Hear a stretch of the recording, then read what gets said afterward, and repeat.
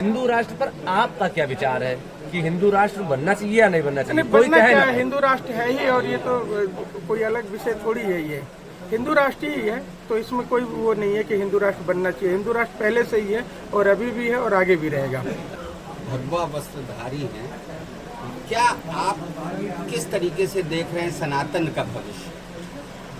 सनातन का देखिए, माननीय मुख्यमंत्री जी उत्तर प्रदेश के अंदर हैं, तो उज्जवल भविष्य आप लोग देख ही रहे हैं कि किस प्रकार से सनातन को लेकर जो है कि माननीय मुख्यमंत्री जी ने जो है कि एक अच्छा कार्य किया है।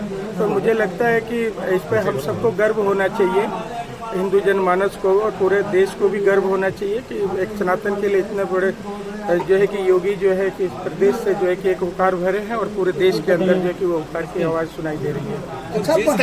जिस तरीके से अब से सैकड़ों साल पहले जिस तरीके से विधर्मियों ने इस देश पे कब्जा किया, आज वही चीज दिखाई पड़ रहा है। तो सनातन का क्या क्षरण हो रहा है या उसको तोड़ने की एक साजिश हो रही है, जिसको अंतर्राष्ट्रीय स्तर से आप देख रहे हैं? आपका क्या नजरिया है? अब देखिए, आप लोग के माध्यम से तो मालूम होता ही है कि जगह जगह पर जो है कि सनातन धर्म को तोड़ने के लिए बहुत सारे ऐसे विकृतियाँ फैली हुई हैं। तो अब उनको सरकारें भी देख रही हैं और आप जैसे मीडिया के लोग भी जो है उनको सीधा करने में बड़ा योगदान दे रहे हैं, उजागर करते हैं हर चीज़ों को। तो मुझे नहीं लगता है कि कोई अब क्षति पहुंचा पाएगा, क्योंकि पूरे प्रदेश का नेतृत्व जो है कि माननीय योगी जी कर रहे हैं।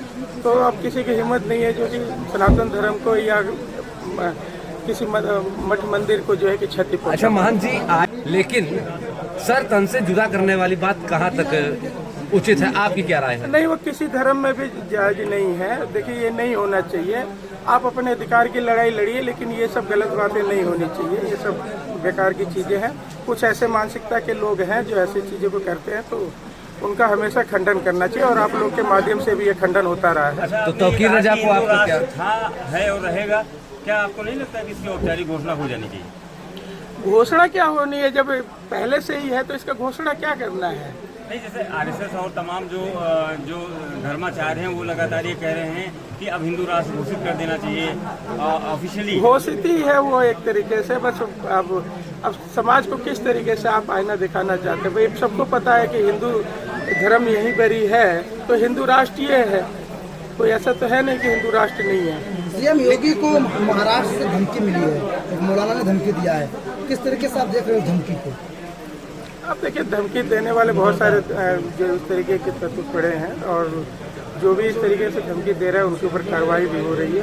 और ये सब गलत चीज़ें हैं, नहीं देना चाहिए किसी के प्रति, क्योंकि सबका सम्मान है, किसी को अपमानित नहीं करना चाहिए। और ये हमारे तो बड़े धर्म गुरु हैं और उनके खिलाफ अगर ये इस तरीके के बयान देते हैं तो वो महाराज जी बनारस वाले क्या कहेंगे? महाराज जी, जहाँ चालसा पर मंदिर बजाने पर और कुछ लोगों को आपत्ति है, इसको लेकर कैसे देखें? अब आपत्ति है तो किसी को, देखिए, स्वतंत्र है हर एक इंसान, अभिव्यक्ति की आज़ादी के नाम पर जो है कि कुछ भी बोल देते हैं लोग। तो अब ये नहीं होना चाहिए, सोच समझ के बोलना चाहिए किसी को। महाराज जी, योगी आदित्यनाथ जी मुख्यमंत्री हैं, गोरक्षेश्वर है, क्या स्थिति है मंदिरों की और हिंदू धर्म की प्रदेश में? तो बहुत सुंदर है। अब इससे सुंदर क्या होगा? जो सब राम राज की जो कल्पना करते थे, राम मंदिर भी बन गया और हर जगह राम राज है।